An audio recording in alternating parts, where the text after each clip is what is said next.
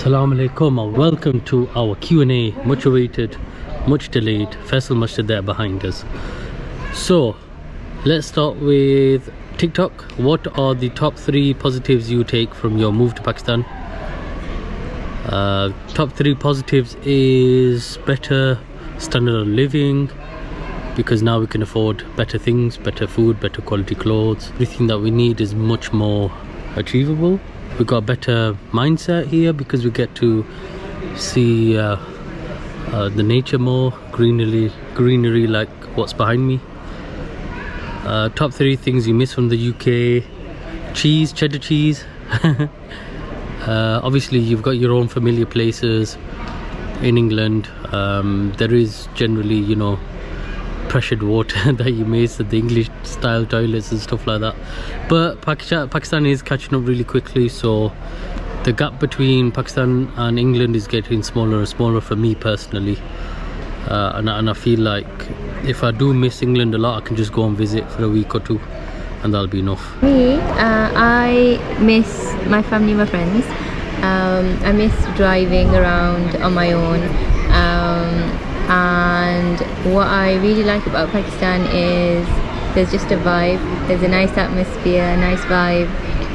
There's a lot of greenery, a lot of nature, and things in a lot of places things are done in a really basic way. There's a simplicity. Things are not made difficult. As in, it's important to have rules, but I feel like sometimes the less rules there are here, it still seems like everything's functioning really well, and I like seeing that. There's something grounding about it. So we have on Instagram, how do you live with a dramatic wife? Easy. How much do you earn annually? Are you in tech or business? I'm not in tech or in business. My earnings rely on my one-to-one tuition, which isn't the best thing in the world right now. It does go up and down, meaning that in the summer months you don't really have anyone to tutor unless it's an emergency. Generally, when there was lockdown and everything, Corona was around, tuition was booming, but now it's not. So I'm gonna try and inshallah make the most I can through my YouTube videos and through Patreon, inshallah. I'm aiming for 10 people to subscribe to my Patreon for £30 a month, inshallah, by the end of the year. That'll help us travel. Yeah, that really help, because then you could take on maybe 1 or 2 less kids to tutor, yeah. And we can do more traveling. Then at the moment it's hard to travel and do things when we've got. My aim is to be a full-time YouTuber. YouTube does not pay anything close to what anyone thinks. It's literally peanuts. That's why everyone has Patreon accounts, and that's why I've joined Patreon as well. I do want to travel all of Pakistan. I do want to check out places, and people have been sending us recommendations or requests to find out certain things. I don't really have the time, hence why I'm not uploading regularly. I've got my tuitions going on throughout the week, so yeah. And we really want to make these videos now. At the beginning, I was quite reluctant. Farhan was really eager because he wanted people to see, you know, people on YouTube, people on social media who are just, you know, we try and be as raw and as normal as we are. We don't try and, you know, sugarcoat anything. Yeah. We're just giving you what our approach as a normal couple from England. Yeah. We're not trying to make anything look fancier than it is or anything like that. We're just normal people living, trying to be good people, and we want people to see what it's like in Pakistan, what are the difficulties, the challenges and the eases, and they can decide for themselves, because a lot of people are looking to move abroad somewhere, you know, not so much in England anymore. So we're hoping that people can see and decide for themselves. So salam, wa alaikum salam, be following your videos. And just 2 questions. We are due to visit in May, inshallah. It's May now. Car hire, what credentials do you need for this? Is it relatively inexpensive? To be honest with you, it is relatively inexpensive. Credentials, I'm not 100% sure. Each time I've got a car, I've had somebody local to help me. So in that sector, I'm really not sure. If you can tell us specifically which area you're staying in, we can try and reach out to people that we know. Access to money without a bank account, yeah, you can use Western Union. and collect it from any of the Western Union branches that they have here. They've got many, and you can receive the money as soon as it's processed from UK or wherever. You could just pick it up straight away from here, and all you need then is a copy of your ID card, the copy of the person who sent it you, of their ID card as well. Then they make you sign and fill in some information, and that's about it, and you get it. Other than that, you can use travel cards like Monzo, Starling, stuff like that. They don't charge you for using it here or majority of the other countries. You can even cash out in other countries like Dubai, Abu Dhabi, European countries, Turkey. I've cashed out using Monzo and Starling without any charges, and you get a good rate as well. So they're two options. You can bring cash with you from England and exchange it for Pakistani rupees, but generally speaking, just use one of those cards that I mentioned, or send it through Western Union. Do you see yourself coming back to the UK for a holiday or visit? Yeah, visit family, wherever. Yeah, holiday. Hi there, great content. How much would a flat like yours cost in Warkent?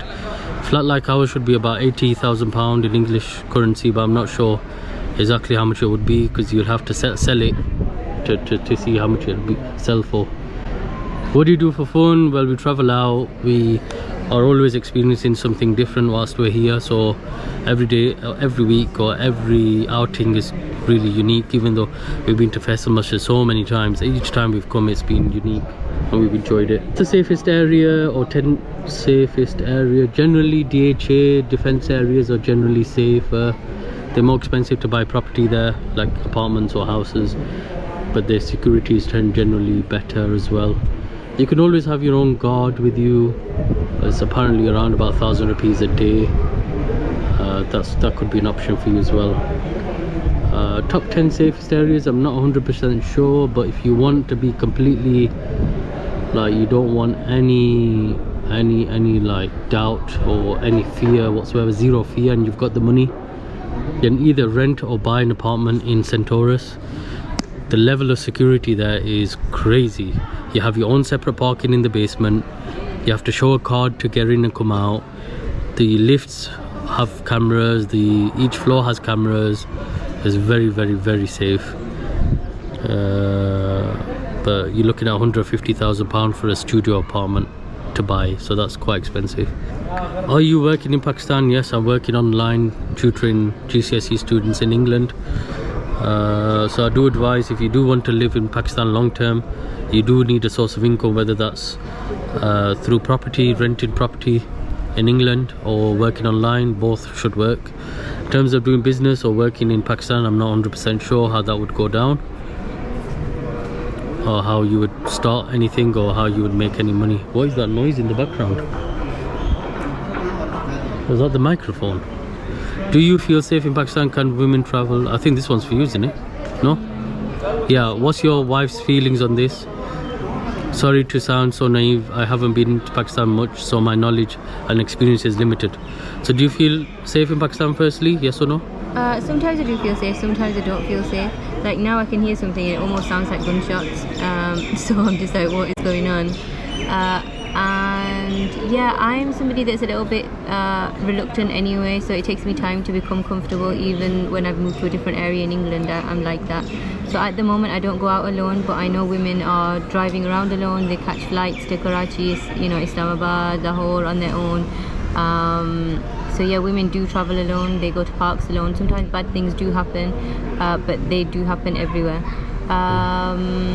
And I think it depends on the area that you're going to be in. So I'd probably be more comfortable going around on my own in Islamabad.